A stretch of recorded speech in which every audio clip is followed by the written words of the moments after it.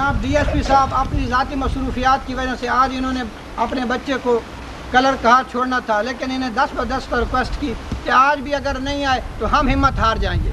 ये हमने पहला कदम उठाया है। बुजुर्ग इस पर सोचते हैं, सोचते रहेंगे और सोचते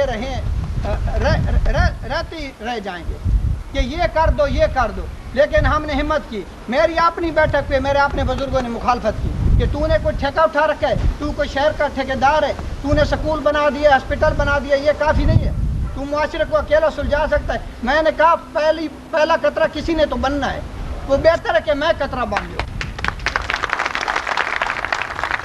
मैं SP साहब के हुक्म से चौधरी साहब के पास पहुँचा हूँ।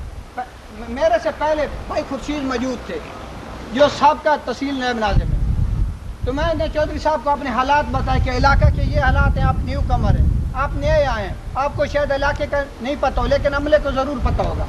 इन्होंने कहा अगर ऐसे हालात हैं तो मैं आपके साथ अभी चलता हूँ, इन्हीं कपड़ों में अपनी वैगन निकालता हूँ, आप मुझे इस्तेमाल करें। तो मैंने कहा सर आप देखें, सब इक़्तिदार लोग आपके सामने बैठे हैं, भाई खुर्शीद के सामने मैंने बातें की, इनसे पूछें क्या मुआशरे के हालात ऐसे नहीं हैं। भाई खुर्शीद ने डंके की चोट पे कहा बिल्कुल जी हालात तो ऐसे हैं, लेकिन हम सियासी लोग हैं, हम किसी की शिकायत नहीं कर सकते, हम शरीफ लोग हैं, किसी के पास नहीं जा सकते। लेकिन जब मुआशरा तबाह हो जाएगा ये किस पे सियासत करेंगे?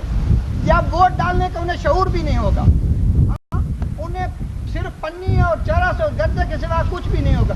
आज किसी का घर कोई सलामत नहीं है, कुंडियां लगा के रखते हैं, कुत्ते छोड़ के रखते हैं कि पाइप खुल जाएगा, नल खुल जाएगा जी, नलका उतर जाएगा जी, मोटर खुल जाएगी। ये क्या वजह है? ये चोरियां क्यों बढ़ रही हैं? और शरीफ आदमियों के घरों से मोटरें उतर रही हैं, पाइप चोरी हो रहे हैं, लेकिन वो अपनी शराफत की वजह से थाने में रिपोर्ट नहीं कराते कि हम थाने में जाएं, 500 की यार मोटर है, फिर धक्के खाने पड़ने के, इन्हें फिर 62 लोग वापस ले आएंगे।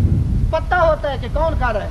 यहाँ तकरीबन 13-14 अड्डे हिरोइन के हैं, ये झंके की चोट पे टोकन उनका लगा हुआ है, विंडो बारियों में बैठे हैं, 50 रुपए दो, एक टोकन देते हैं एक सिगरेट का सुबह शाम का। अगर एक गरीब आदमी सुबह शाम का 50-50 रुपए 100 रुपए खर्च करता है तो उसने तेरे और मुझको लूटना है, उसने कहा कारोबार का तो वो रहता भी नहीं। खुदा रहा थोड़ा सा अपने मोहल्ले को सिर्फ ये निगरानी कर लो, बंदियाल को छोड़ दो। उलमा ने इस जुम्मा पे दोनों उलमा ने हमारे साथ तावन किया, मैंने इनको रुके भेजे, इनको खत भेजे और इनको फ़ोन करा कि खुदा रहा उमरात हमारा साथ नहीं देते, आप तो उलमा हैं, आपसे तो पूछ होनी है, आप तो अपना हक अदा करें। मौलाना मजीद साहब बैठे हैं, मौलाना मदर साहब भी तशरीफ़ लाने वाले हैं। इन दोनों ने कहा है कि ये हक तो बंदियाल बिरादरी का था, बंदियाल का इंटरनेशनल लेवल पे नाम है, चाहे सियासत में हो, चाहे उलमा का मैदान हो, चाहे किताबी सूरत हो, हर मैदान में बंदियाल का नाम है। लेकिन अगर इस किस्म के हालात हैं तो हाँ, मौलाना मजीद साहब कह रहे थे कि इससे ज़्यादा बेगैरती क्या हो सकती है कि मोहल्ले में शराब बिक रही है, जुए के अड्डे कायम हैं, हिरान के अड्डे चल रहे हैं और पूरा मोहल्ला सोया हुआ है।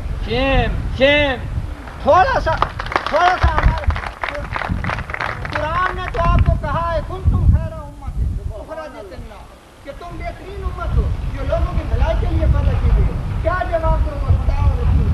ये होता है मेरे साथ भी 2-3 दिन जंग रही है, मैंने बैठक पे आना जाना छोड़ दिया रात को कि ये काम ख़त्म करो, ये सेमिनार ख़त्म करो, ये रैली ख़त्म करो। मैंने कहा अल्लाह रसूल नबी पाक सल्लल्लाहु अलैहि वसल्लम के हदीस है कि जिसने अल्लाह की खातिर अल्लाह के रसूल के साथ ही दोस्ती की, अल्लाह और अल्लाह के रसूल के खातिर दुश्मनी की, वो जन्नत का हकदार है। अल्लाह और अल्लाह के रसूल को एक साइड पे हम कर रहे हैं और देख रहे हैं कि ये हमारे बिरादरी का बंदा जुआ करा रहा है, ये हमारे बिरादरी का बंदा हेरोइन बेच रहा है।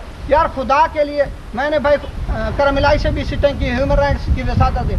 मैंने कहा भाई करमिलाई क्या बनेगा हमारी नस्ल का, आपका बच्चा तो लारेंस कॉलेज में पढ़ता है। उसने कहा भाई मेरी मजबूरी है, मैं किसके दायरे पे छापा लगाऊं, अगर आप कदम उठाएं तो मैं आपके साथ हूँ, मैं इंतज़ामिया को बंदियाल आने में कोई रुकावट नहीं बनूंगा।